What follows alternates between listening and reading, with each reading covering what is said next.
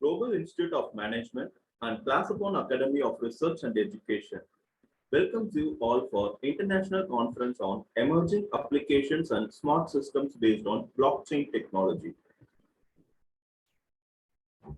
Class upon Academy of Research and Education is a registered online learning management platform and an edutech startup recognized by NITI Aayog, MSME, Government of India, Media and Entertainment Skill Council, NSDC, and authorized training partner under the Skill India Mission. Partnered with Global Institute of Management and Gurukul Network of Learners. CAR is the member of UN Academic Impact and Global Universities in Distance Education. ClassUpon is committed to providing high-quality services in higher education, teacher training, and institutional accreditation, as well as managing an accountable education system that focuses on developing human resources, improving learning, living, and working opportunities, and enabling young people to contribute to the growth of educational sector. Many new concepts in online education may be found at ClassUpon Inc. It provides a variety of resources for each program that assist learners in getting the most out of their online education and providing the greatest learning experience possible. We collaborate with the best schools and teachers to provide the best teaching learning experience to both teachers and the learners. This association is for those who want to work as an independent soft skill trainer, career counselor, academic consultant, soft skills mentor, or build their own soft skills training school for institute. Our vision to provide high quality online education services to provide a global platform for higher education and skill training, as well as manage an accountable education system that focuses on learning and working opportunities. Our lecturers, Dr. Purushothaman, Mr. Gautam, Ms. Srividya. Our popular majors are data science, digital marketing, UGC, Net, Set, coaching. ClassUpon Academy of Research and Education is an autonomous council registered under Government of Tamil Nadu. We have obtained institutional membership from International Council for Open and Distance Education. So we are looking forward to offer degree and diploma programs soon.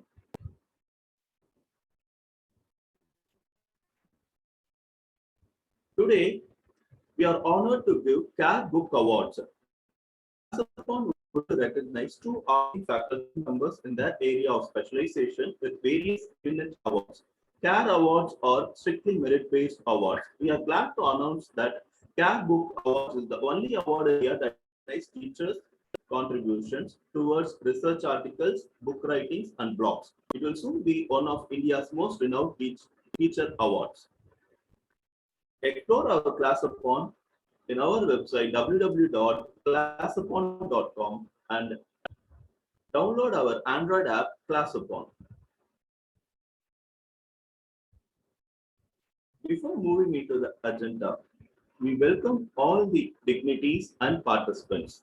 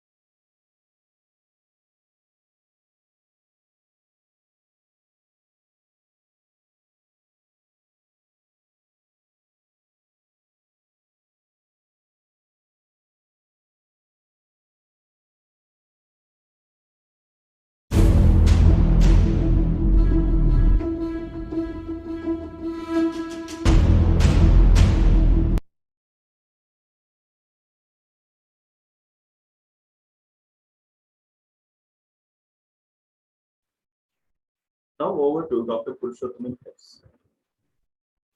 Thank you, Dr. Guru. for explaining about the class upon what is all about it. The happiness of your life depends upon the quality of your thoughts. So think and be positive. Good morning to all. I welcome everyone for the international conference on the title Emerging Applications and Smart System Based on Blockchain Technology, organized by Global Institute of Management and Class Upon Academy of Research and Education.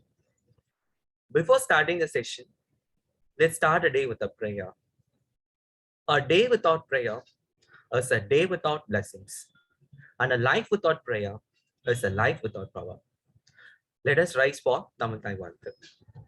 Over to technical team.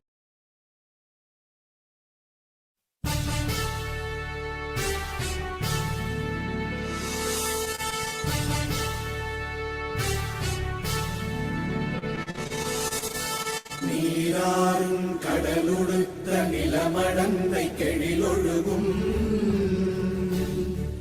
சீராறும் மதனமென திகழ்வரத கண்டனிதில் எக்கணமும் அதில் சிறந்த திராவிடனல் திருநாடும் தக்க சிறு பிறை முதலும் தரித்தனரும் திலகமுமே திலக வாசனை போல் அனைத்துலகும் இன்பமுற எத்திசையும் புகழ் மணக்க இருந்த பெரும் தமிழனங்கே தமிழனங்கே உன் சீரிழமை திறம் வியந்து செயல் மறந்து வாழ்த்துதுமே வாழ்த்துதுமே வாழ்த்துதுமே.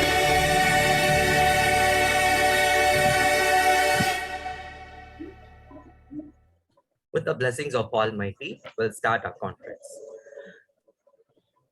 If you light a lamp for somebody, it will bright your path, said by Buddha. So now we have a virtual lamp lighting.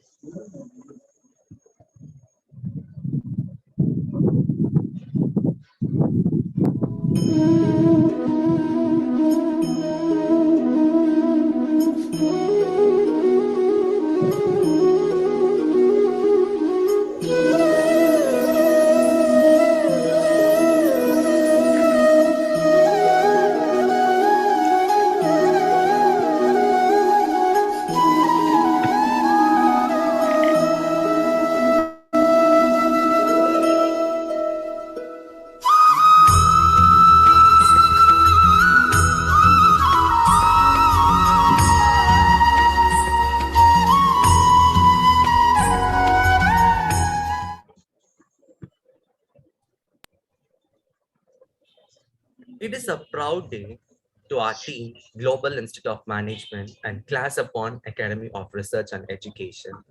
In the history of its first kind, 3 events were organized today: International Conference, International Webinar, and CAD Book Awards 2022. I welcome our chief guest for the day, Dr. C. Sundar, Dean Faculty of Management Studies, SRM Institute of Technology, Ramapuram, Chennai, and also guest of honor, Ms. Alex Albino, founder, Acta Labs, Singapore, and advisory committee members, international experts, industry experts, reviewers committee members, academicians from various parts of the globe, and students. I take this opportunity to thank all our participants and the book award winners for making this day special to us. Now, let's have the inaugural address by our chief guest, Dr. C. Sundar. Before starting, I would like to give a profile about Dr. C. Sundar. He is currently working as Dean, Management Studies, SRM Institute of Science and Technology, Ramapuram, Chennai, and acting as a school advisor for SRM Nightingale Higher Secondary School. His academic qualification, BSc Chemistry at DG Vaishnav College, MBA specialization in HR and marketing from St. Peter's University, MPhil specializing in entrepreneurship and Kamarajar University, and Doctor of Philosophy in Management, Satyabama University. And his area of interest into marketing, entrepreneurship, and rural empowerment. To name a few of key accomplishments, he introduces 7 new courses in SRM Institute of Science and Technology, Ramapuram campus, and completed professional training to faculty of UNIS group of educational institutions at Brazil, South America. He has over of 23 years of experience into educational institutions and being a chief editor of International Journal of Business Intelligence and Innovation and SRM RMP Journal of Advanced Research and Management. He also participated in various national and international conferences and received a grant from ICSSR. Totally has about more than 30 journals published under his name. He is currently guiding a 4 research scholar under his guidance. Welcome you, sir. Now over to you. Thank you very much, Dr. Purushothaman, and distinguished dignitary, Mrs. Alex Alberno, founder, Asha Labs Singapore, distinguished dignitaries from a Global Institute of Management and Class Upon Academy of Research and Education. Most dear participants, very good morning to all. It's my pleasure and joy to be part of this international conference on emerging applications and smart system based on blockchain technology. So now everyone is talking about blockchain technology. So now blockchain technology, it's an initial stage where the internet, it is in the year of 1993. So in 93, 94, it's internet is new to the world, and everyone don't know so how this internet going to be ruin the entire globe. And the next 25 years, so internet entered almost all the industry. So now without internet, so life cannot be survive or sustain. So such kind of situation where we are. So now the same thing of blockchain technology where it is in the nascent stage, and it's going to be dominate the entire business industry in the near future. And my deep sense of appreciation to the organizer choosing the topic of the blockchain technology, and also they are going to give a seminar on related to blockchain technology and data ownership. And I hope so they have received a lot of research papers related to blockchain technology. So I'm a management graduate. I can relate the blockchain technology, how it is influence the business. So now we can take the example of Indian condition. So as you all aware that India is one of the most populated country. So having more than, we are going to touch 1.4 billion probably next couple of years. And we are going to overpass China in the near couple of years. So we have a youth population almost more than a lot of countries. So making the youth as a prospective one, it's a responsibility for each and everyone. So normally we called in the management a demographic dividend. So we have the age category between 17 and 65. So those are prospective for employment. So if you are not cater the needs, or if you are not provide the employment on those particular category, that this dividend, demographic dividend will be converted as a demographic disaster.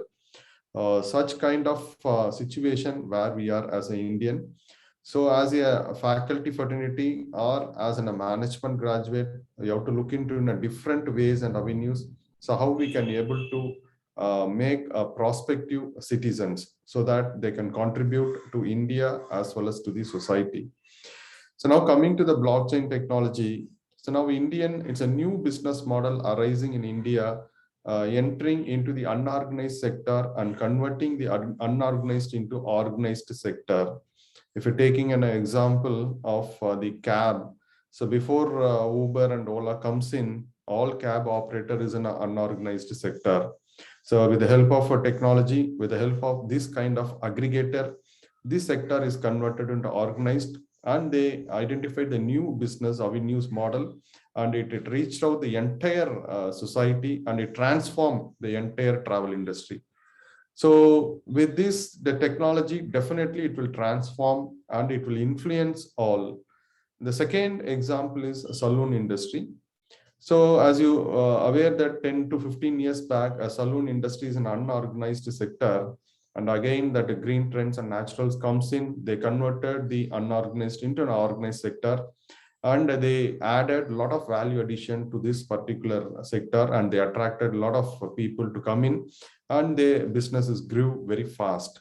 So again, if you take off any other like tea shops, so before 10 years back, we normally called as a tea outlet is a normal outlet by 10 by 10. So with the dirty environment, and environment will not be good. So again, the few organized retail outlet, they comes in, they redefine the entire model of tea wala and the tea outlet, and they are doing business. The same kind of thing coming to the blockchain technology, it's going to be redefine the entire financial system or financial transaction in the near future. So presently, the fintech company, they're also prominently, they are doing very good, and they are revolutionized the entire financial industry. So they are not going to transform or revolutionize the entire financial industry, but it will helpful for the customer for the services what they get it. So that is the outcome of all the technology what happens. So these last 2 years, we are facing a lot impact of the pandemic. So we also learned a lot of new lessons during the pandemic. So we undergone ourselves to the new technologies these 2 years. So as an education sector, we moved towards the online platform, and all the students as well as the faculty, even parent, we learned. So a lot of edutech company and educational technology applications comes in. So the entire changes happen. And coming to the fintech, again, this particular pandemic pushes us to move towards the digitalization or digital economy or digital finance. So now even for small petty shop to the higher end market, they are using UPI, unified payment interfaces or services. And this revolution is happening. Again, coming to the blockchain technology. So I'm not going in depth about how this blockchain is working on, in what architecture this technology is working on, but I'm perceiving, so what kind of thing will happen in the near future with the help of this blockchain technology. So now lending and investment happening through the organized way. So there is a centralized institution is there. Now bank is playing the very prominent role for investment as well as the lending. So if you want to get loan, you have to approach the banking institution or non-banking financial institution. So that is a major thing happening. But apart from that, a lot of unorganized sector in this particular industry also. So like normally we called, so few people doing a finance business, they are lending a nearby or known source. And they are also doing, but each and every day we used to see in the newspaper, so a lot of fraudulent is happening in this unorganized financial business. And coming to this technology, blockchain technology, that peer-to-peer lending is possible across the boundary. I'm perceiving it will happen across the boundary. So now the lending will happen if you need any finance, you go and approach your known sources, and if somebody they'll require the collateral security or somebody, so based on your trustworthiness they will lend. So that is the thing happen, and you have to give some kind of bonding or paper. This is a pattern will happen at present, but my assumption and my perceiving in the near future, it will known across. If the people living in Asian or European or any other globe anywhere, so such kind of transaction may happen in the near future. If the African people may lend to the people in Chennai, or Chennai people may lend the people living in Europe or Germany or Spain. So using the common terminology of cryptocurrency of a Bitcoin, so across the international border, this kind of financial, now the awareness is very minimum among the huge population, so that it will not happen where 93 or already I quoted out the internet where it is in the initial stage. So nobody knows how it influence. Now it is in the initial stage, nobody know how it will influence, but anyway, this kind of technology will have major impact over the financial industry. So not only the financial industry, it will directly impact on the economy. So now even government is thinking about how to regulate this kind of cryptocurrency. Now a lot of policies they are formulating, and now that finance and the dealing towards cryptocurrencies increasing each and every year. So a lot of transaction happening. It is not coming to the formal mode. Through everything is happening the informal. So everyone for us it's a new. So nobody know how it will operate. Only few people in this particular segment. So they know the technology, they know the model, and they are doing. But if the same digital economy or the UPI, it's reached out a nook and corner and right from rich to poor, the same thing, if it is happen in the blockchain technology, right from rich to poor, now the entire financial and it will impact the entire economy of the countries. So in this, I expect a lot of research paper and this Global Institute of Management and Class Upon Academy. So they're taken up this topic as a conference topic, and they are going to discuss a lot of new technique and technology, how it will going to be impact in the near future of blockchain. And I hope this Global Institute of Management, they are also offering a certificate program in blockchain technology. So I hope, so we have to educate not only for the student, even for other people involving in the financial sector. So they have to upgrade and upgrade their knowledge related to this kind of blockchain. So in this way, I wish this particular conference to be a grand success. And so my deep sense of appreciation to my dear friend, Dr. Purushothaman. So he's taking a lot of initiative of his own educational field, as well as apart from that, so are doing this kind of wonderful services to the public as well as the student to improve their status. So I have the opportunity to see the different program offered by the institute. So each and everything is very prominent, like digital marketing, blockchain technology, and advanced Excel. So a beautiful program the institute is offering, and I hope so a lot of other participants you are ready to present paper in blockchain technology. I'm also eagerly awaiting so to know how you are approaching this kind of technology towards management or towards the impact or the economy or the country. And this program constituted 3 different parts. One thing is inaugural and a book care book award ceremony. So it's also very impressed me. At this juncture, writing of books is slowly coming down, and people are faculty, even faculty are not shown interest towards writing book. So this kind of encouraging the faculty member to write books and giving away some kind of award, recognizing their contribution towards in this sector. So definitely a few faculty members, they will come forward to write books. So in that way also, I'm very much happy. And also you're also invited the webinar, international webinar, and also invited the right personality to deliver the international webinar, and also the paper presentation. So all this constitute, it's a complete fulfillment of international conference. Also, it's an international in nature. And I hope the participants also are eagerly waiting over that. So now we don't know a lot of changes, a lot of new technologies happening. So even if you go through the Google and how the Google thinks and how the Google perceives in the future technology, it's amazing. So nobody knows how they are approaching. So their technology. So I kindly request all the participants and those are viewing this program. So you have to periodically you have to go through this kind of technological company website. So in which technology they are working on that, and what type of technology they are going to introduce in the near future. It's amazing. It's amazing. Even Google, they are coming with third eye. And so they are coming with a lot of Google Lens and a lot of new technology they are coming in, and it will impact the social atmosphere. It will impact the entire humankind, and how this social media will impact the entire fraternity in the across the globe. So my wish is such kind of technology should emerge from the Indian origin. So that is my long dream ambition. So all technology that comes in one from Europe or American or some certain part of Asian, but not from India. So we have to redesign our education system in such a way that new technology, the technology it will impact the entire globe should originate from the Indian continent or from India.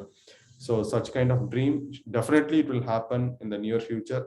So for that, this kind of conferences will helpful for the researcher to come out, exhibit their research talent, and also we should also encourage the research talent to convert it into a product or the project.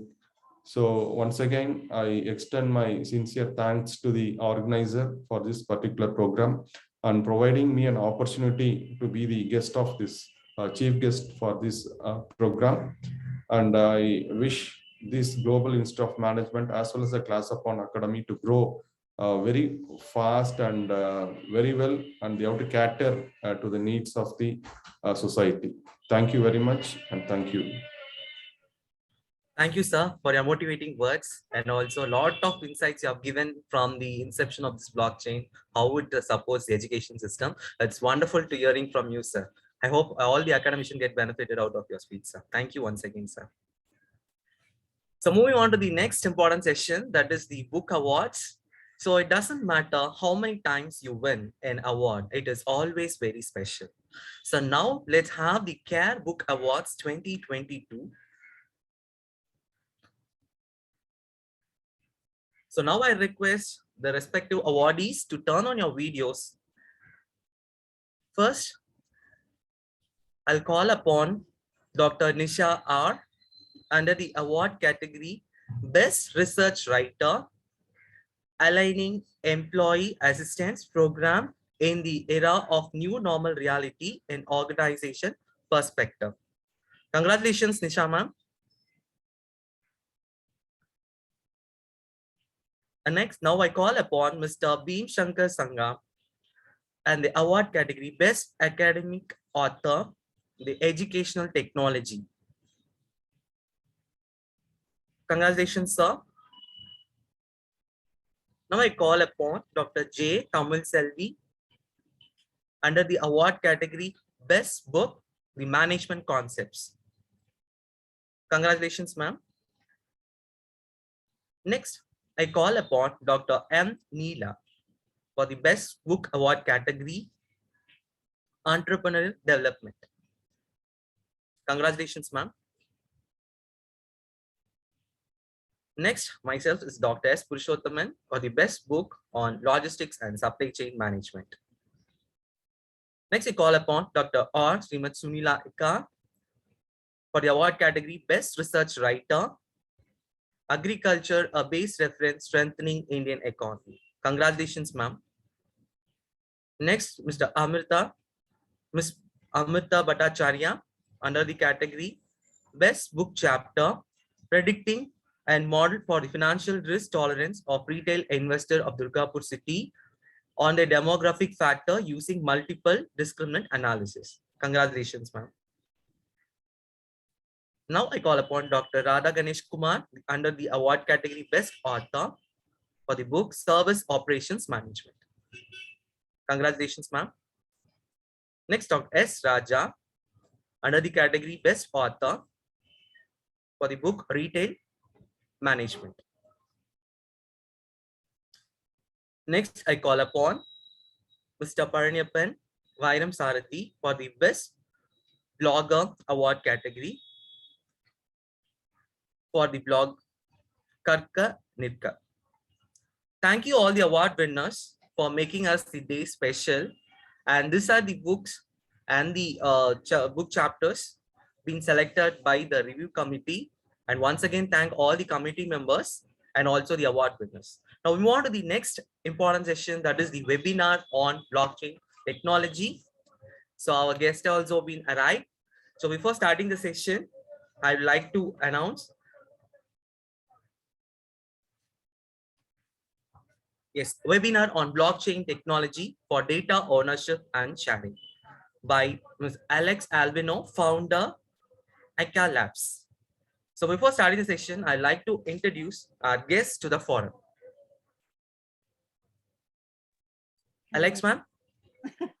Hello, and thank you for having me. And apologies, I'm running on a very tight schedule. I hope I can condense as much knowledge as I can in this session. Sure, ma'am. So before starting, I would like to introduce yourself, ma'am. I will read your profile. Yes, ma'am, just 1 minute.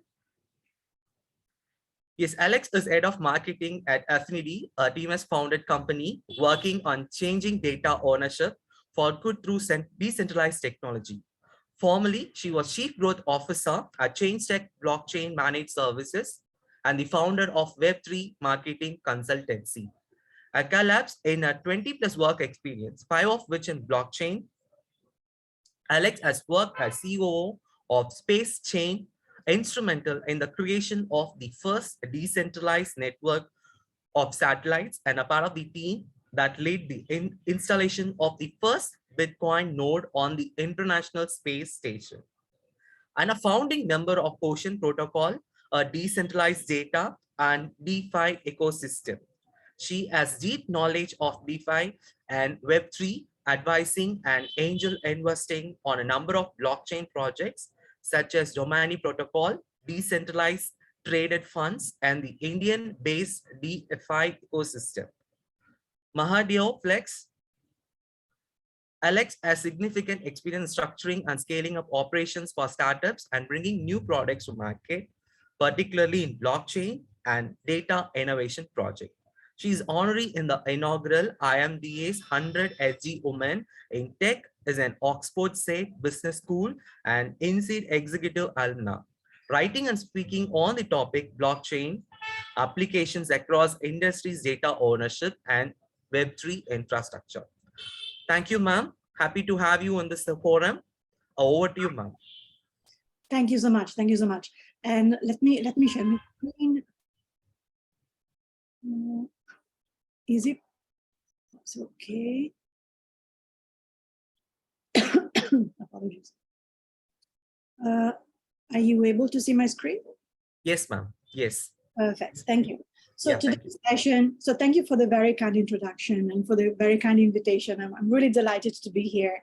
And I would like for this session to be a bit thought-provoking, a bit of knowledge sharing, and really give you some exposure to what I feel is really the cutting edge on data ownership. Whether that's on a practical side or on the academic side, I leave for you to take it forward, whichever way you find that's the most, comfortable and productive for you all.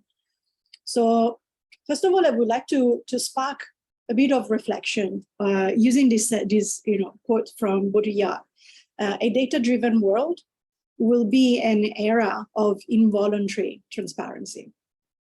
And if you're looking at the state of the world as it is now, this is a prediction that even though it was made in 1981, it is actually coming true, right? To what extent, I think the question that comes from this reflection is, to what extent is the transparency that is provided by tracking, sharing, and triangulating data consensual, right? To what extent is for the, and we're going to unpack, a number of concepts, but to what extent is in the control of those whose data we're discussing. So in today's session, it's going to be a bit intense and fast-paced, but please feel free to stop and ask questions at any point. We're going to look at data governance models, at data sharing infrastructure, and then the concept of data ownership in its own right, because it is not actually that straightforward. In particular, when you're looking at data, who has control and responsibility over that data? When you're looking at the value that is generated from data, where is that coming from, right? What is that value and where is that coming from? And who are the participants in that ecosystem? When we're looking at ownership of data, different parties are making a claim over it. Some of them are monopolies, some are trusts, and some are commons. And I will explain for each one what we actually mean. It's very, very important to understand this distinction. And finally, I'm introducing what are going to be the future development for data ownership and data sharing and value generation using Web3, so blockchain. So first of all, I'm going to skim quite quickly on this. That's kind of basic understanding of data conversations. When we're looking at the concept of data controller in any of the common regulation, I know that in India there is a very healthy conversation going on with the latest legislation being discussed, yet being postponed, but it's coming thick and fast, I believe, also for India. We're looking at data collector. So who is a data collector or data controller? It is that entity or intermediary who is collecting the data and then keeping it. It is very different from the data generator. Data generator is, in a way, the data subject. So it's you and me interacting with the system online, for example, and generating data associated with that interaction. And finally, when it comes to data services, once the data is produced, what do you do with the data? So that is like the whole section that we may sometimes here refer to as data processes. And that is around who is using that data. And that could be the collector, but it's not necessarily the case. There is a whole healthy economy that goes around the processing of the data. So even one step further, when we're looking at data, what we actually mean by that, right? It is not straightforward, I believe. So, and there are different thoughts around it. One is when it comes to just collecting the data, is it sufficient for it to be data, right? Is it just information, or is it once the data with intention that has been collected and then generated as part of the raw material through a data generation event, right? So one way of looking at this is actually looking at data generation as an act of labor, right? That means that you as a data subject, as you interact with the system, generate data as an act of your own labor, and therefore you produce capital at the back of that. And it is very important because that's when we're looking at sharing the value and assigning it ownership, that becomes a very important distinction. So why do we care about data ownership to begin with? First of all, we need to take a look at how it is produced, then which actors are involved in its production, and then, which is the most important bit, what are the claims to ownership that are emerging out of the production of this data? So we know that data in its own right is a renewable resource, right? We know that, by any law, the data, it's exponentially growing over time, and we will probably never run out of data, right? It will be exponentially more and more as we transition to a fully digital world. But the value of the ownership over that data relies on its scarcity. So we're looking at systems from a business point of view that are enforcing scarcity over that data in order to extract that value. And Web3 comes and radically challenge this postulate. Tries and look at data as a commodity and not as something that is inherently with value enforced through scarcity, right? And ways that Web3 is going about it is through tokens, through NFT. These are just examples, but I will give more precise examples going forward. So when it comes to Web3, we are looking really at a radically different new way of looking at how those claims of ownership for that data and the value that it generates come forward. So let's look at the value of data, right? Sometimes we see it, unfortunately, for the wrong reasons. Right? We're looking at data as a monetizable resource. However, there is a whole new set, and to me, even more important, set of value around data that actually have nothing to do with its monetary side, right? It is a force that does play a crucial role of how society perceive itself and behave. You've seen with Cambridge Analytica, so many ramifications from a political point of view. You see every country is going through some degree of iterations over this.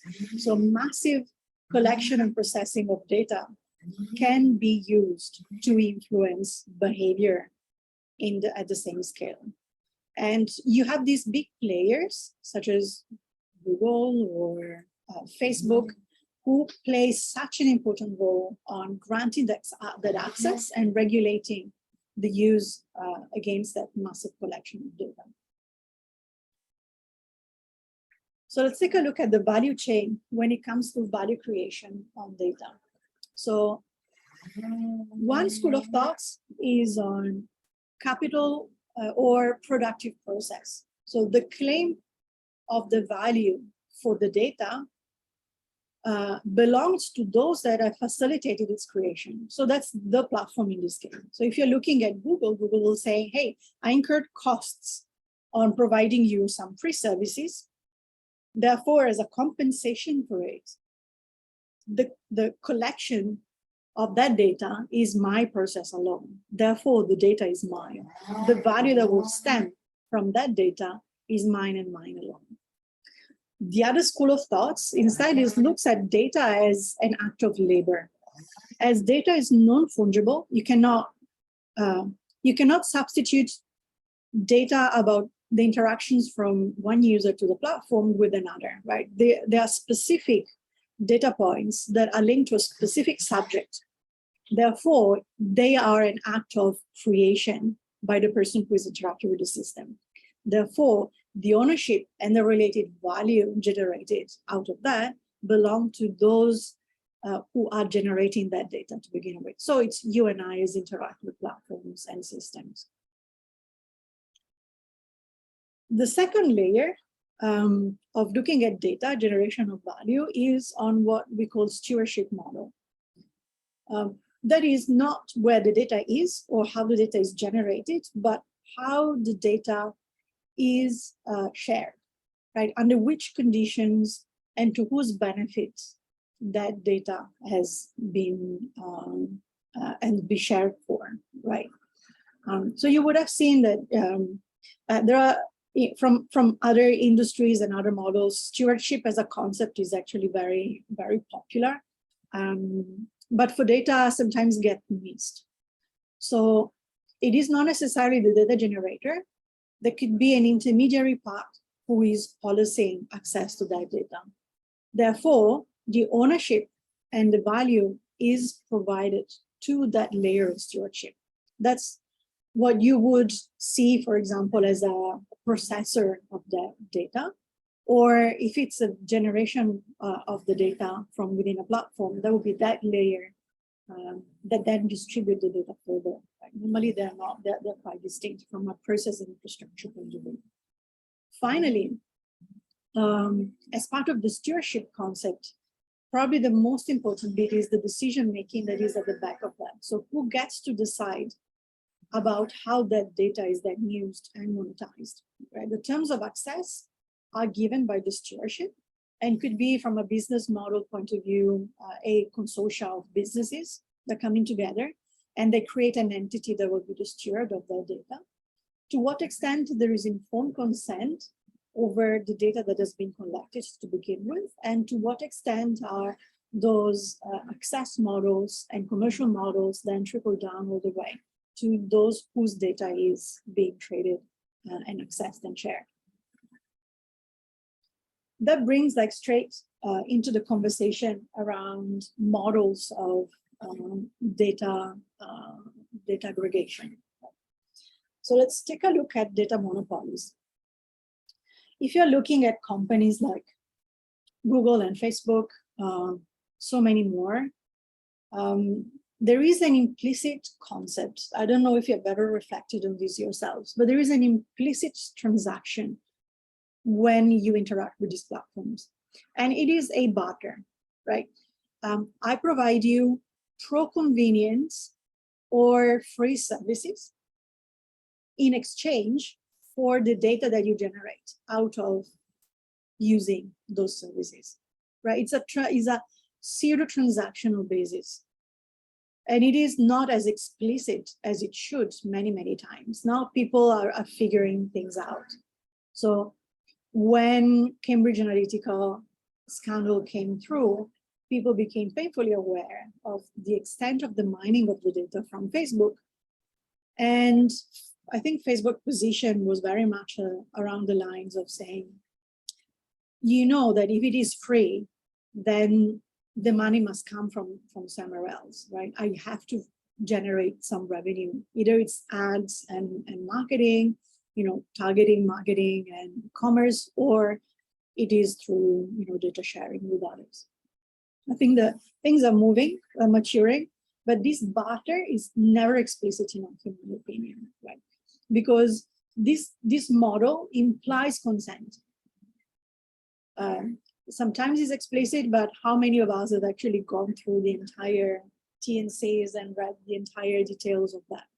Very, very few of us.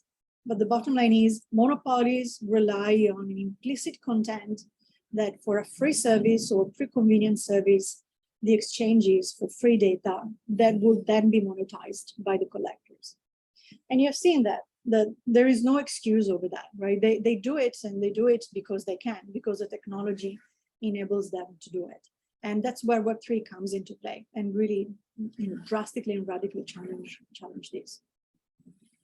Second model, so data monopolies is one. Second one is going to be data trusts. Data trust is a little bit more sophisticated, but still kind of intuitive. So you have data that is generated, then that data is pooled into a trust across different sources, right? To create a larger data set that has business value for all the participants. And that data is then sold or stewarded forward. Normally that's a business in its own right. And normally that translates or directionally moves towards a monopolistic market, right? Because it's about coordinating who can access the data and how to protect those who are the incumbents. You've seen consortia. I put that as an example of a Web3 based consortia on car makers.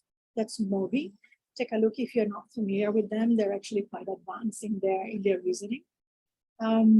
And they're just pulling across brands and car makers that otherwise would be competitors. They're pulling all the data to actually challenge what is Google's position on vehicles, data for autonomous vehicles. Right? So there are some legal implications.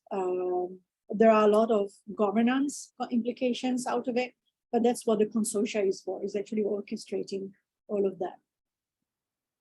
I'm going to skip on these ones because they are just too precise for this context, but because I want to spend a little more time on the data commons instead. So you've seen monopolies, data trusts. The interesting model, in my opinion, is the data commons. As academics, you would have accessed, very likely at some point in your career, free data or open data. That is a concept of pulling and expanding access to data by bringing all of this from different sources and then giving universal access to it. Build it in such a way that it is accessible and interoperable, so standardization of data, and that enables a lot of experimentation and interaction with a lot of different verticals and industries. It is different from a data trust because at the core philosophy behind the data common is the right to a copy. So if I provide you, or if I generate, or you generate as a data commons data from me, then I have a right to that copy. There is a concept of collective transparency, and you will see how this resonates really deeply with the Web3 as an industry, right? Collective transparency. In fact, there is a whole movement that extend human rights to right to a copy of their own data. Like if I interact with a digital system, and you will see digital system now actually encompass many aspects of our lives, right? And sometimes it's not optional, right? Many governments is now moving to e-services. Like, do I have an option of not applying for a visa using an online platform? no, I do not have, no, I no longer have that option. To what extent the processing of me crossing a border is a digital process now, rather than a pen and paper one, right? So is it a human right for me to receive a copy of all of these interactions? Right? There's a whole movement that is actually pushing for that. But doing so as part of data commons would drive, if you think about it, would drive the value of the data to zero. Because if all the data is always available to everyone, then intrinsically there is no monetary value because nobody would be willing to pay for it. So it shifts the generation of value not from the data itself, but on the processing and value add and services that are based on the data itself. So this collective transparency becomes very much visible when you're looking at public blockchains. Public blockchains, they're ledgers that anyone can access. There is no tickets that you have to pay. There is no intermediary that will negate access to that data. So the value is never on the data that is public, but on what you do with it, and then the value add, including value like analytics or analytics platforms and so on.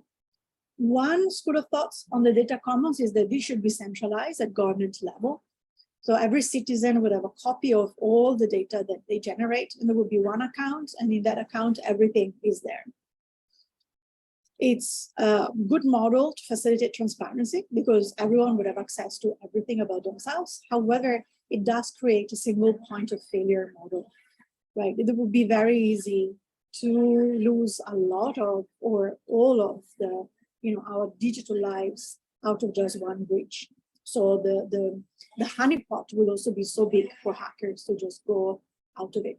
The second problem will be that if all the data is collected all the time and pooled centrally, then the validation of that data wouldn't be there to begin with. So there would be a lot of garbage, like the GIGO model. There will be a lot of garbage in and garbage out of it. So an emerging different model is that of a decentralized data commons, which is one of the problems that I was solving first at Ocean Protocol, then for space data at Space Chain, and now I'm continuing as part of my work with Affinity. So when it comes to decentralized data commons, that means that those layer of value add services and rules for the access to the data, that stewardship level is actually happening on top of a blockchain. That, of course, has the risk of having all of the data on the chain, but there's actually a known risk because not all data is on a blockchain. If you're familiar enough with blockchain, you will know that only a pointer or a link to the actual data would be on chain anyway. But there are also emerging technologies that are moving things forward very quickly. Zero knowledge proof, ZKP, mixes where cryptography is coming and enabling the confounding of the ownership of a specific transaction or association of specific transaction to a specific wallet. So traceability is not there. And in decentralized commons, there are new ways of extracting value then, because if data is available for anyone, of course, the value add comes from the processing. So one side is increasing the validation of that data. So moving away from the GIGO model, from a centralized data common. So economies to promote the validation of the data. And in association with that, a reputation economy using cryptography, using cryptocurrencies, tokenizations, or just cryptography to validate that data and incentivizing it. So why is Web3 a game changer? So when you're looking at what is blockchain, it's a ledger, right? It's a ledger of consecutive blocks that are imprinted out of a consensus on a distributed network of computers. And they come to a consensus that is verified through cryptographic proofs, sealed, and that is always linked to a history of previous transactions. Now, the on-chain data is actually just that of the pointers to the transaction. But even from within blockchains, you have a spectrum of what that actually means. Some blockchains that are, originals like Bitcoin, they are actually quite primitive. Like they just give you one function, which is to print a transaction. But with the evolving of smart contracts, like with the Ethereum ecosystem, then you can add if-then rules, right, programmatically. So the smart contract enables to embed from the transaction itself also additional rules, additional actions that you can program, right, contracts. Now, not just the function, but also to what extent all of this information is accessible, available, searchable, and transparent. It is on a spectrum. Some blockchains are actually private permissioned, and there's what is used, for example, for CBDCs, so digital currencies issued by central banks, or all the way to being fully transparent and auditable, like with Ethereum blockchain itself. At the back of that, or associated with that, you will see that there is a whole new field of distributed storage with decentralized access. So I don't know if you're familiar with IPFS, but I strongly recommend that you go and take a look. So that's the interplanetary filing system. That is distributed data sharing, data storage. That means that no single server has a copy of all of the data, but the data is cut into small pieces and then randomized and distributed in random pieces. So only by calling the right address, you are able to collate all of these small pieces that are mixed, around a distributed set of servers in one single piece of data, your original one. So just to confirm, like smart contracts and blockchain, big misconception that I hear many times, they do not actually hold the data. The data storage is not in the blockchain. That would be really expensive and really inefficient.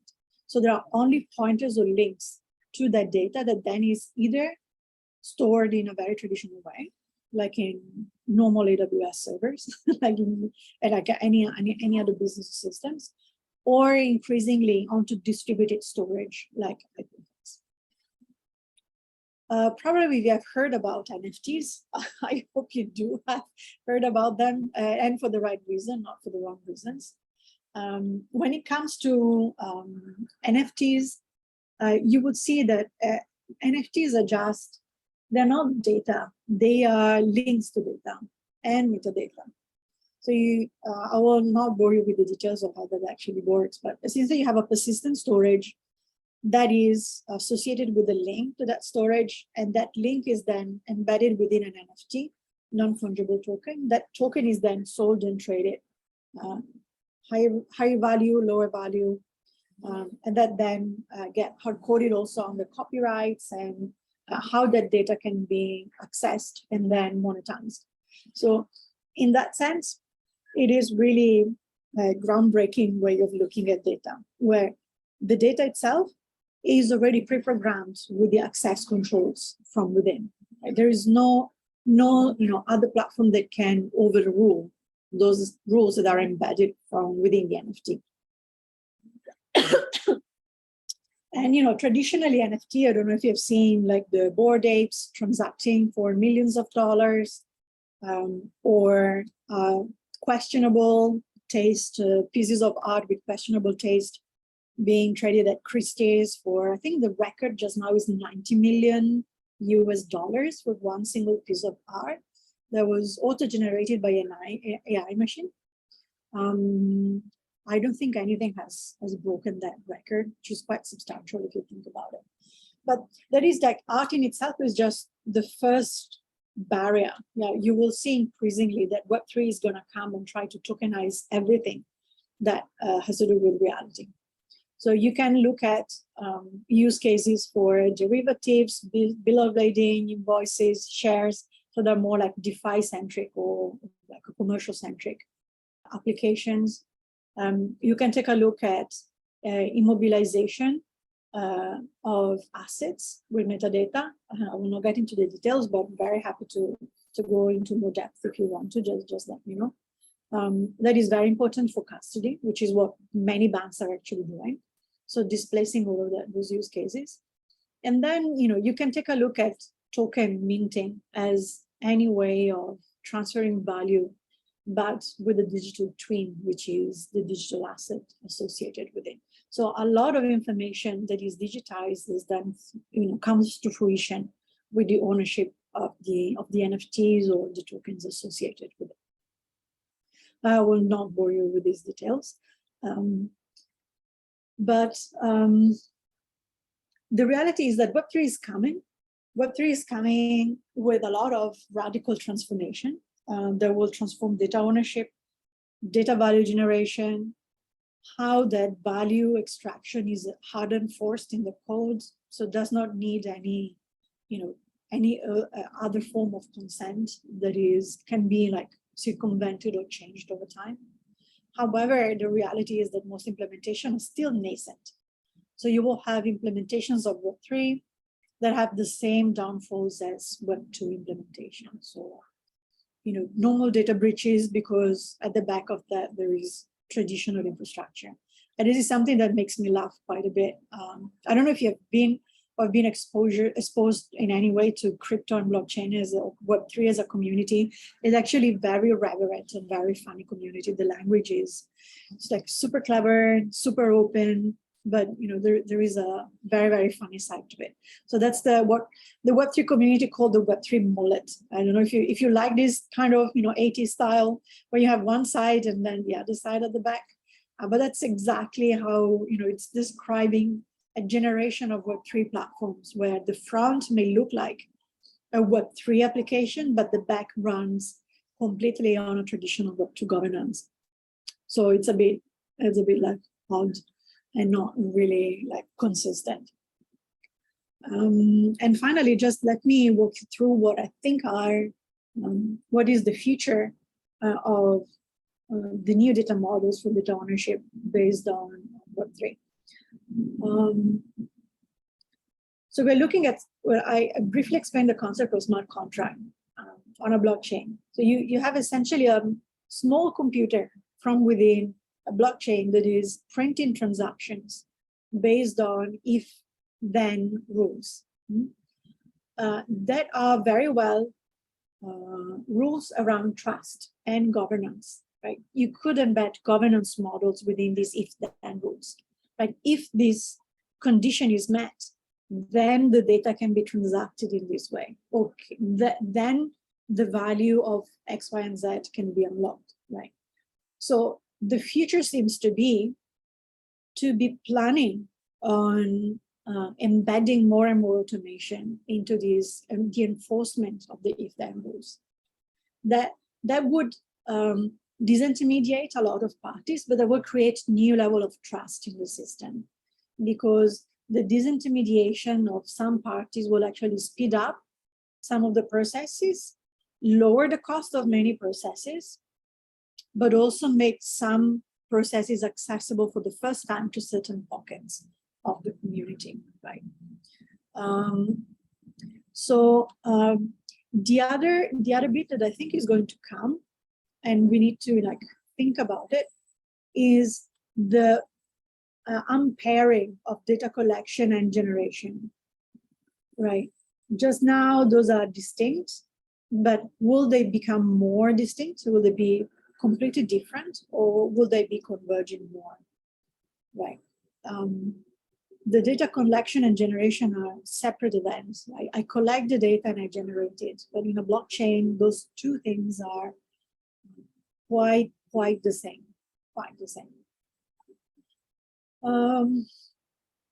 When it comes to data that is embedded from within Web3 ecosystem, but there's actually a trend that will be reflected also on traditional systems. There is more and more questioning over how that data is processed, right? To what extent can data be pulled or not pulled without consent? That I think will have to be something that is more explicit. And if there are services that indeed are pulling data and provide value-added services with that data, then the value generated should be redistributed to all parties that are in the value chain going forward. So just closing with the start, like as a big loop. we're moving towards more and more of our lives being virtualized and digitized. Necessarily, this will lead to many more sides of our lives to be captured at digital level with data. Like those interactions, some of them would be inevitable for us to be able to participate meaningfully in society. Like you're seeing with COVID, all of a sudden we were all on Zoom. I'm pretty sure Zoom, from my stakeholders and shareholders' point of view, very happy. But for us, we had really no choice, right? We had to put a lot of our personal data, facial recognition data onto a system that then is collecting and using it. Sometimes in a gray, right, not explicitly, like we don't know what's the ultimate goal behind the usage of that data. Legislation is catching up. I think Europe is leading the way, breaking the monopolies, trying to make explicit the trade-off of the barter so that everyone can negotiate their participation in a more informed way. And I think the next step would be on the redistribution of the value creation across the board.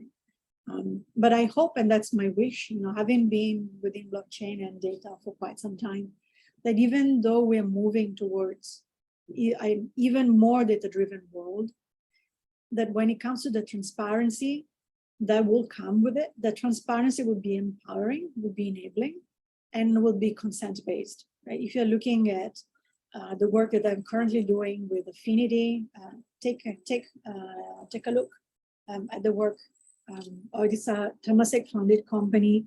We're looking at reversing data ownership so that the data ownership is really with the data generator, so that the storage and the access is all mediated on a peer-to-peer level using cryptography. So I hope that the transparency that will come will actually be a positive move, and it will not end up in a nefarious way or be so involuntary that will not enable fair distribution of value creation. That's all from me. Very happy to take any questions, if any. I'm not sure how we are with time. Let me stop sharing.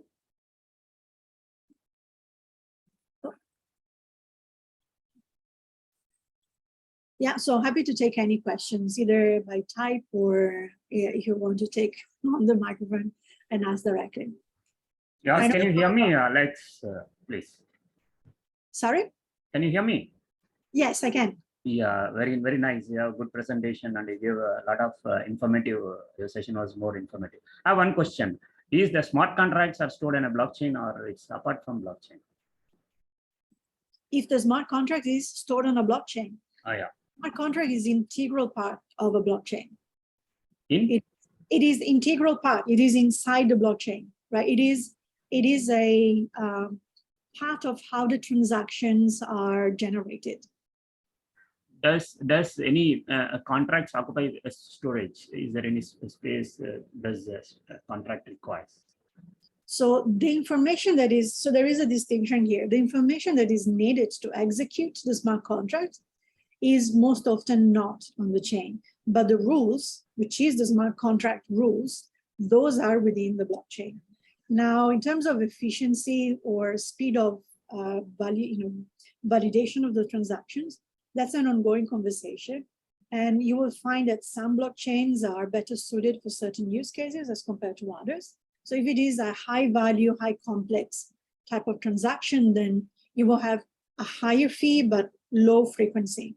Instead, if it's for a small transaction, say that, for example, it's a game that is played on a blockchain, then you have high frequency, low value, but you will have to have higher performance. So even that smart contract will have to be very, very lean and not occupy a lot of space. So you will find that it's also there, it's a spectrum. Yeah, okay, thank you. Yeah. You're welcome. Dear participants, any other questions from your end?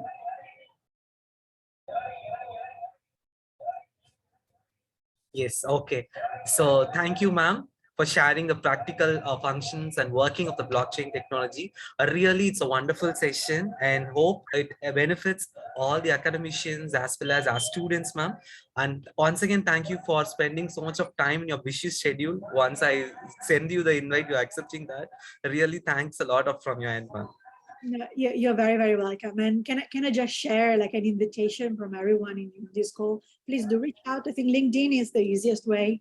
Feel free to reach out. And if there is any more conversation at the back of this, very quick overview, very happy to be there, and take this forward. So thank you again for the invitation. So before leaving you, shall we all take a group photo, ma'am? Everybody asked to turn on your video along with our guests. Let's have a photo shot. And today is a World Photography Day. So I hope everyone will have a lot of memories today.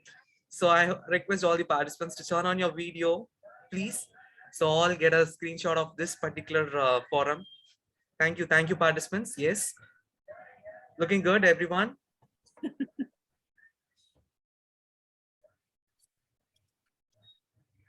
Yes, some more participants need to turn on, please. Let's recreate memories of this even wonderful event along with our guest.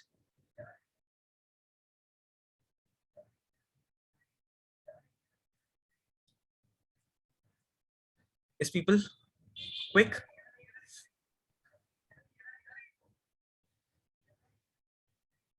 Yes, thank you all wonderful participants for the wonderful day. Yes, now we'll go to the next. Thank you, ma'am. Thank you, Alex Albino, ma'am. Thank you, Dr. Sundar sir, for making a lot of insights to this today forum. Thank you. Now we'll move on to the next session on the paper presentation event. I request the participants to kindly ready up with their PPT presentation.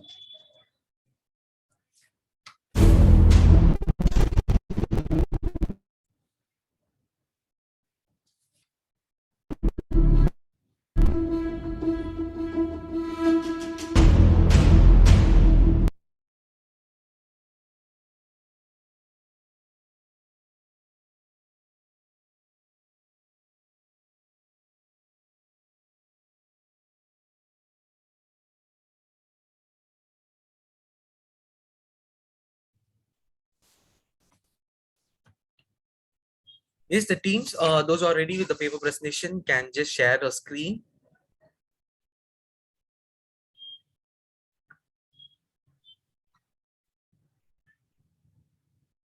So today, the block technology, we are conducting the paper presentation, that is International Conference on Emerging Applications and Smart Systems based on Blockchain Technology.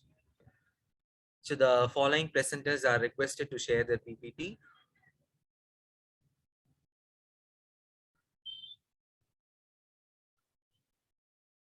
Yes, as per the schedule, we have the team 1, Rohil Saraf from VIT, followed by Dev Ashar from VIT, from Computer Science. If anybody is there, just turn on your mic so we can share the screen. And Ritvik Goyal from Vellore Institute of Technology, Computer Science Engineering. And next, Gibson Solomon, PG Research Department of Commerce, St. John's College, Paramkote, on the title A Study on Risk Management Strategies of Nationalized and Private Banks. Gibson, sir, are you ready? Good morning, sir. This is Yes. Rohit. Rohil, you are ready, right? Yeah, so can I share my screen? Yes, sure. So move on with the Rohil Sharaf from VIT on the title Intrusion Detection Using Autoencoder and Genetic Algorithm. Along with me, sir, my co-author Hasnan Sikora will also be presenting. Yes, you can share the screen and you can tell their names. Yes. Yes, just a second. So all the paper presenters, be ready. As per the schedule, has been already sent you the mail. According to that order, we'll proceed with the session.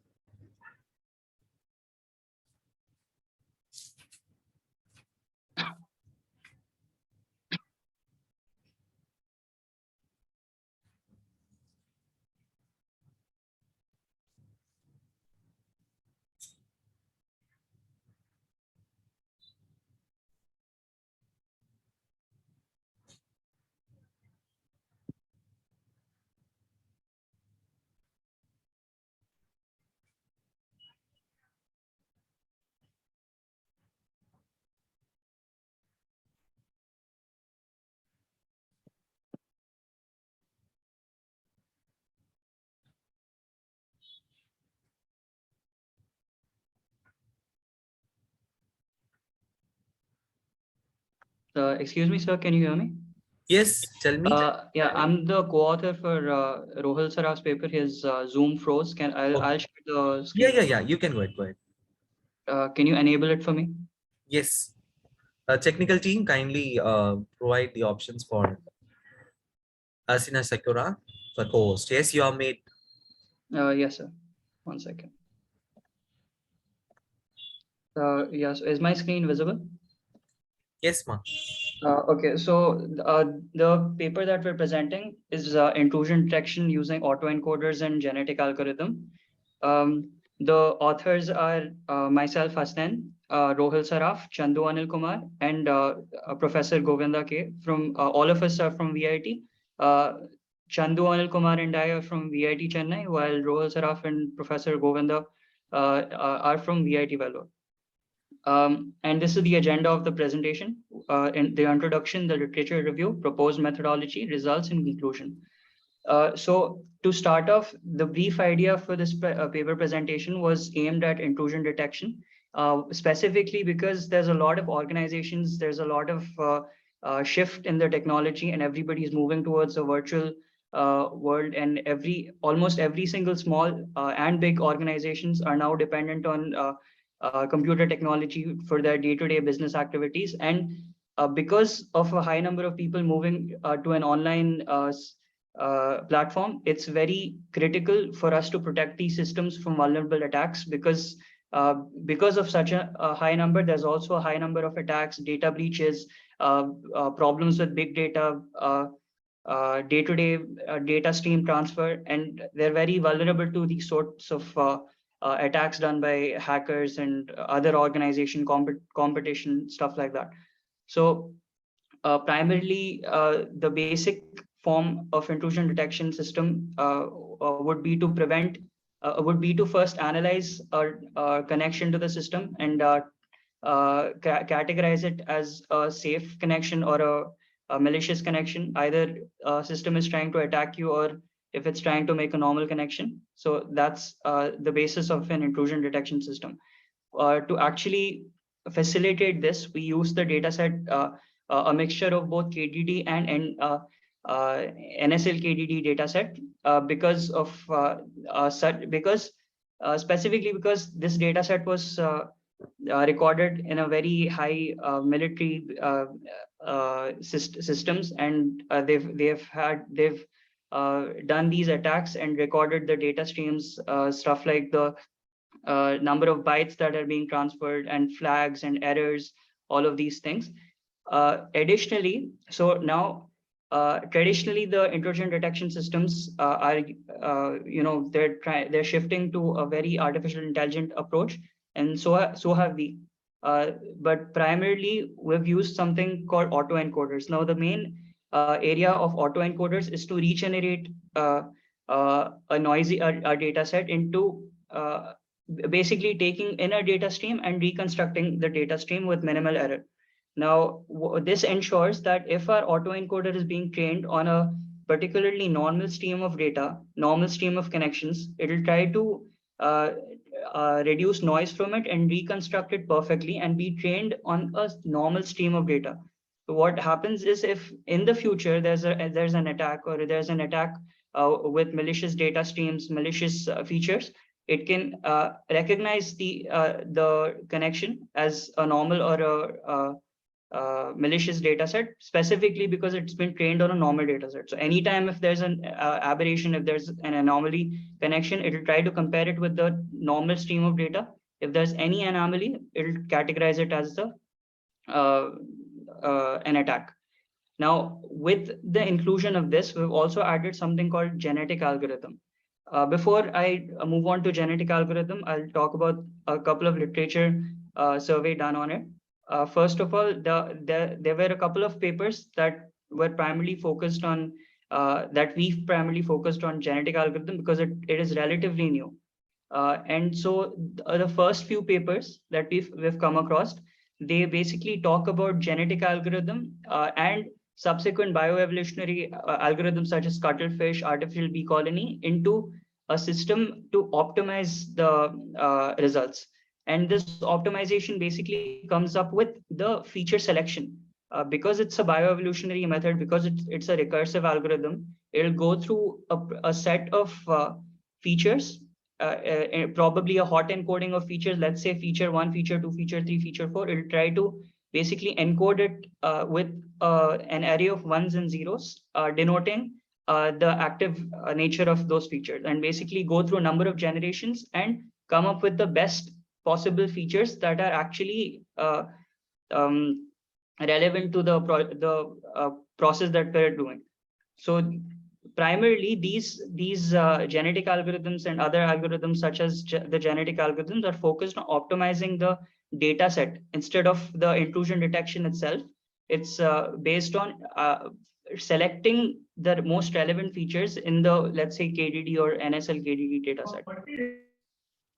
But that is, we are using autoencoders. Also, we also use unsupervised methods of learning. So we have done some literature about that also. Hassan, if you could go to the previous slide.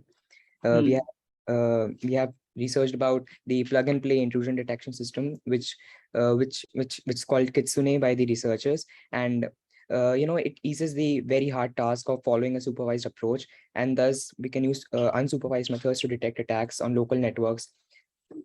On top of that, we have also gone through a literature review where author Saikad Das suggested an ensemble unsupervised machine learning methodology that classifies distributed denial of service attacks with great accuracy. So the 12 most inherent features of the NSL KDD dataset were used to validate as well as evaluate against simulated conditions. And you will also see the usage of this dataset in our work further. Okay, so the proposed methodology, since autoencoders is not a novel thing that we've presented in this paper, the novelty to this paper is the inclusion of an autoencoder with the approach of optimizing not the features, the weights of the autoencoder. Because essentially for a deep learning model, that's what we're doing. We supply it a data set, and recursively it tries to backtrack and correct its error and tune the weights such that the weights are equally divided amongst the features, and finally the accuracy is higher. So now what we're actually trying to do is, instead of selecting features using the genetic algorithm, traditionally genetic algorithm has been used for this purpose, we tried to optimize the weights instead, not the features, the weights of the autoencoder itself. And so this basically our genetic algorithm was instead of using manual approaches, because we were using a Keras model, the autoencoder was a Keras sequential model. We instead went with a package called PyGAD, which basically made the our process a little easier by having built-in methods. And the built-in methods basically take in certain variables. So these variables are described here: number of generations, solution per population, number of parents, number of genes, and fitness function. So the most important variables here are number of generations, number of parents, and the fitness function. What this basically means is that there's a number. So genetic algorithm, the primary basis of a genetic algorithm is that it follows something called the survival of the fittest. So as we know in biology, survival of the fittest basically means that every single individual, as the generations go by, only those survive that know how to basically the fittest survive. They have their own strengths and weaknesses, and the individuals with weaknesses are discarded, and the ones with strengths basically go through the next generation and create offsprings with the same genes. So this is basically a basis of what genetic algorithm also follows. We supply it a number of generations. We supply it an initial random population of weights for the autoencoder and a fitness function. So what the fitness function essentially does is that a fitness function is basically a maximizing function. For every single individual in that particular population, it takes in it basically trains the model with each of these individuals, calculates the fitness, it passes it to the fitness function, which returns a fitness value. And this basically helps the array to sort on the basis of this fitness value. So let's say the highest fitness value is the most, it's the best individual out of this population. So we put a threshold of, let's say 10, and basically the number of these 10 best individuals with the highest fitness functions are passed on to the next generation. And as the generations go by, the number of parents, the number of offsprings decrease, and finally we're left with the final array of the best fit individuals with the highest fitness values. That is the proposed methodology. And this is basically the graphical form of what I've explained. We take the initial population. If you can see my cursor, I'm not sure if you can see my cursor, but we take an initial population, we pass it to a fitness function. We select the parents based on that fitness value, because obviously we want offsprings that have the same strengths of the parents. And we pass it into, we modify the offsprings a little. So we do this by crossover and mutation, and finally produce an offspring, which is passed on to the next generation. And obviously these offsprings act as the new parents of that particular generation. And this goes on until the number of generations that we have are done. Finally, at the end of the whole process, we're left with an array of weights which have the highest fitness value. That basically means that we have weights that are almost perfectly tuned to the problem in hand.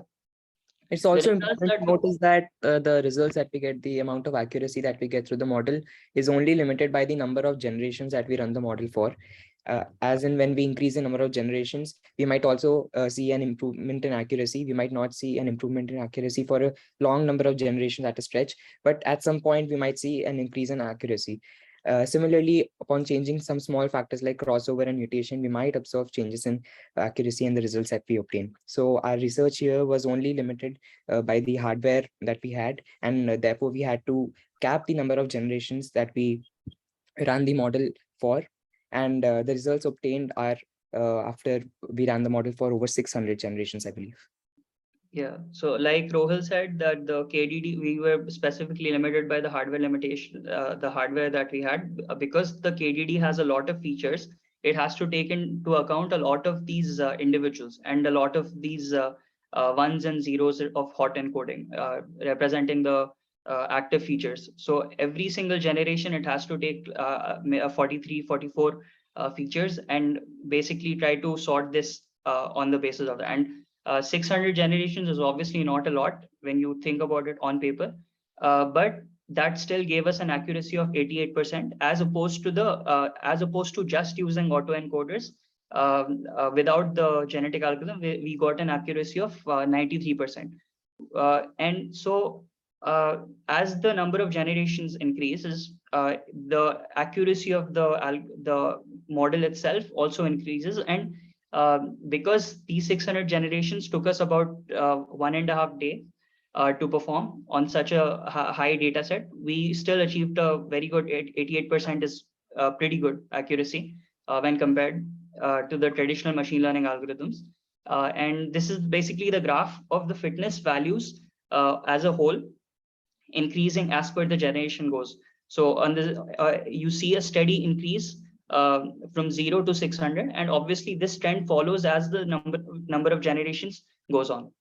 So as you can see, there's a plateau at the top. Therefore, when the model reaches a certain number of generations, it's difficult to get an increase in accuracy. We had to, if we wanted more accuracy, we had to run it for at least 2000 generations more to see even a minor increase in accuracy, and therefore we were limited by hardware. And as Hasnain mentioned, that we were having a lot of features, and that is, mind you, after the autoencoder reduced the dimensionality of the features. Even after that, the running the generations through autoencoder was a very resource intensive computational task, but still we managed to get a very acceptable result. And the purpose of this research was just to see if we could employ genetic algorithm for such purposes, for seeing if we could actually generate the weights of autoencoders using it.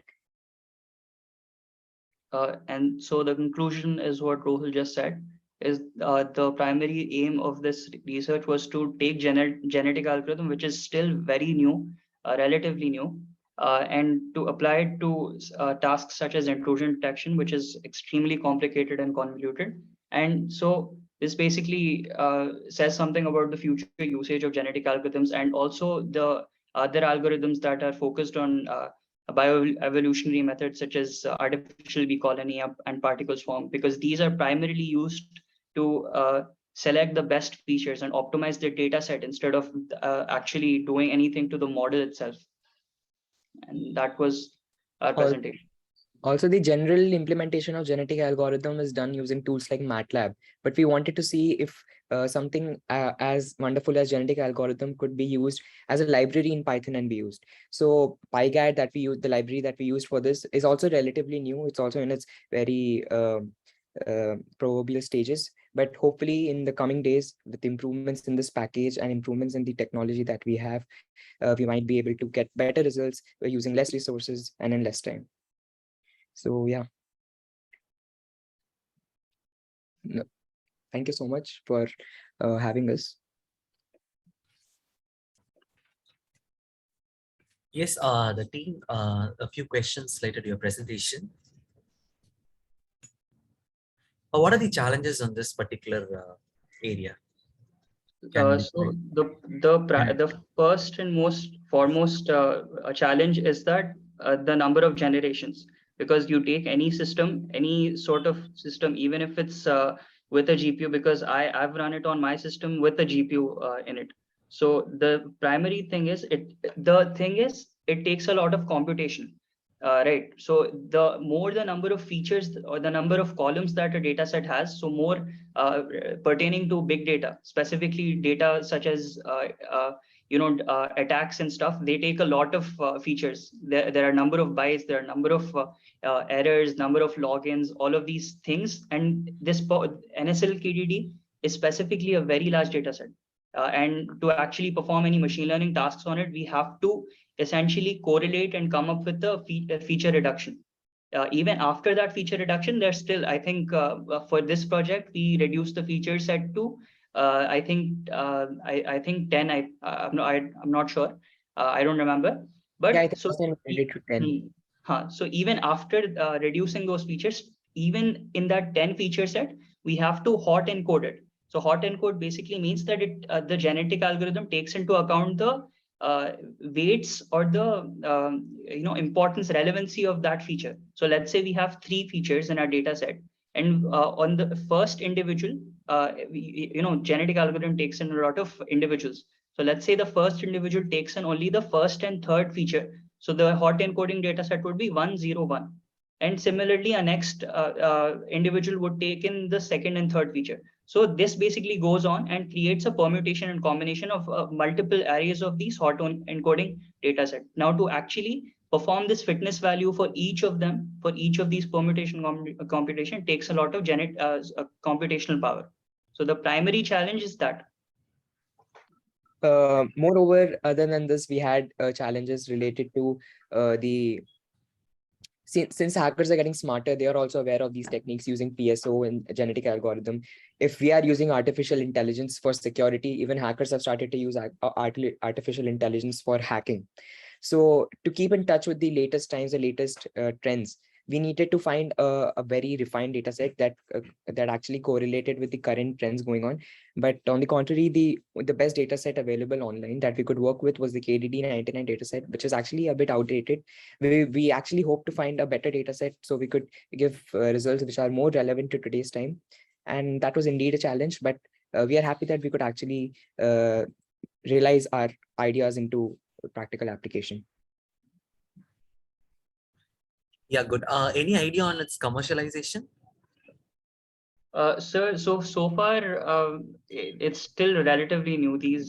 All of these algorithms that have been mentioned in this literature review as well, because they all basically come out of this similar bioevolutionary methodology of having, so artificial bee colony simulates bee colonies to basically optimize these feature selection.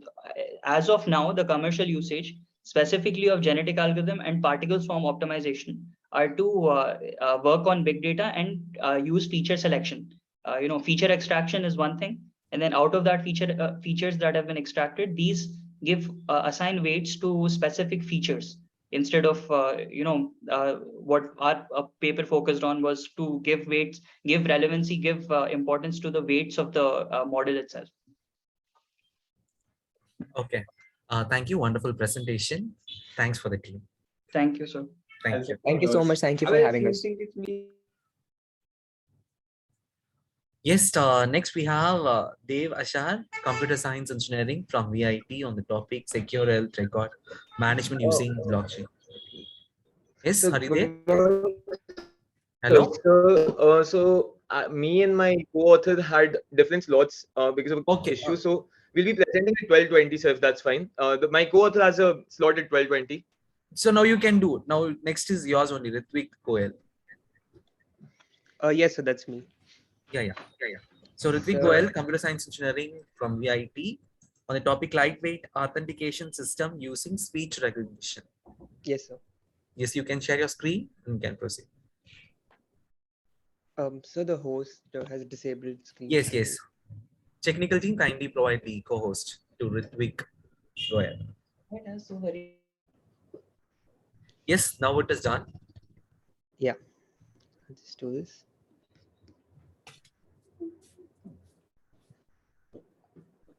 Yeah, sir, can you see my screen? Yes, it's visible. You can proceed. Okay. Sir, so my topic is lightweight authentication system using speech recognition. And first of all, I would like to, I'm very grateful for Global Institute of Management and Class Upon for providing this opportunity. And yeah, so lightweight authentication system using speech recognition. I've done this project under the guidance and with the help of Dr. K. Govinda. So this is the agenda for the project, the meeting. So initially starting with the introduction. So in general, a secure website has a web application which like a firewall which prevents hacks. But in general, to bypass this, one major flaw that I found in this was if you have remote access to somebody's, let's say, phone. So the two-factor authentication system will completely fail, as with remote access to the phone, they'll be able to input the OTP and also get the extracted passwords. So the major challenge that Govinda sir and I were trying to tackle was that we wanted to make a different secure authentication system, which was also lightweight, but also robust and really fast. So speaking about that, this is another statistic that I found, that Adobe password breaches impact about 153 million people. And just because of a lot of password breaches and stuff, that's why we wanted to make our own authentication system. So coming to literature review, I did a literature review of over 20 papers, but I've mentioned the 4 most prominent ones over here. The first one over here by Anjali Bala. This is from the International Journal of Engineering, Science and Technology, and the title is Voice Command Recognition System based on MFCC and DTW. So from this paper, the main thing that I devised from this was that how the MFCC coefficients are extracted from voice. Now, MFCC coefficients are Mel frequency Kestrel coefficients. For example, right now I'm speaking, so my voice has specific coefficients. Like for example, my pitch, my energy, my ZCR value, the zero crossing value, about how many times in a graph my voice is crossing the zero level, and various features like that. So this paper basically speaks about how you can obtain results, and you can use these speech signals to make decisions. So the other paper by J. Padma Priya, this is the paper. This is an IEEE paper. It's called um, Intelligent Communication Technologies and Virtual Mobile Networks. So once again, in this paper, the performance of the proposed system, it shows that when these detailed coefficients are near the pitch, they fail. So this helped me understand what all features that I should be containing and taking. Now the third one, this paper, this is a machine learning techniques in acoustic scene classification. This is also an International Journal of Research and Engineering. Over here, I looked at all the deep learning and the machine learning aspects of speaker recognition. So one of the main drawbacks that I found was that after about 50 to 60 test cases, not test cases, the database, after it crosses about 50 to 60 people, then it starts to fail because the accuracy gets capped at 85 to 86%. And the last paper, this is based on Russian language detection, but the same thing as MFCC method and the anomaly detection algorithm. So with this, I found I looked at the Mozilla data set of the common voice and understood how they implemented two-factor authentication using voice. Now, um, okay, so all of this, apart from all of this, what I wanted to do was that because these are very intensive, heavy algorithms which run in the back end, I wanted to devise a very lightweight and small system which can be implemented within, let's say, 75 kb. So which is what I've done. Now this is the proposed model that I'm proposing. Govinda sir and I, we made this proposed model about how we'll be creating a two-factor authentication system. So we'll be extracting various MFCC, frequency capsule coefficients, and comparing it against our own statistical model. Now for the statistical model, if I go back a little bit, I with the help of the second paper, you can see by the J. Padma Priya, I understood how what biases and stuff I should use for my statistical model. So after this, after extracting the voice from the after extracting the coefficients from the voice, I'm going to use these features, and I'm going to assign a specific float value to to each user. Now each user has his own float value. Now when he or she wants to log into the system again, they'll speak a phrase and the voice is going to be recorded, and all the coefficients are going to be extracted from the voice. Now these again extracted features are going to be put into the same statistical model, and if the value matches, then the user is going to be authenticated and he or she can log in. And this entire model is implemented under 75 kb because it runs in the front end. It does not need a heavy intensive back end or a server to run it. Everything happens in the front end. Okay, so this is my architecture diagram that I've proposed. The software, there's a sign up system. Once you sign up, whilst during the sign up, I have to speak a phrase. Like, let's say I say a phrase, my name is Ritvik Goel. And after, when I say this phrase, this is going to be recorded into the system. And this, whatever I've said is all the frequency coefficients are going to be extracted and put into the regression model. So the model that I've gone for this is multilinear regression. So there'll be more on that after this slide. Okay, so after the extracted features go into the regression model, and after this, it's this model. The final values, the float values, are stored into a database. And on login, again, you say another phrase, and it can be any phrase. I can change it. This is a bottle. And after saying that, my coefficient capsule coefficient factors are going to be extracted again and put into the same statistical formula. And this final value is going to be tested against the one which was initially in the database for my sign up system. So if it is in the threshold, which on various testing I found to be about 5 to 6% of plus minus, then the access will be granted or denied. Now this is another architecture diagram for the same. It's about how in the front end it's just a login system, and the backend just stores everything like the values, and the feature extraction is happening in the front end, and all of the statistical models happening in the front end with JavaScript. So as I said before, the statistical model I used was multilinear regression, where the formula is y equals to b naught plus b1 x, etc., where b1 is all the b values are the biases and x is the features. So the model that I devised was 0.65 of ZCR, 0.20 of RMS, 0.10% of spectrum, and energy, 0.5% of energy. So I did this because the major contributing factor to your voice is the ZCR, which is the zero crossing range, and also the RMS, the root mean square of your voice. So it's graphed completely, and we find the ZCR and the RMS value, the spectrum, and the energy. I put 5% for the energy because, for example, if I sign up with the system with a lot of energy, and later on in the day, after the day, I'm tired and I'm sitting at home and I say the same phrase with less energy, then it should still be able to log me in because it's the same person. So Okay, coming to the results, this is what I just showed you. That Govinda sir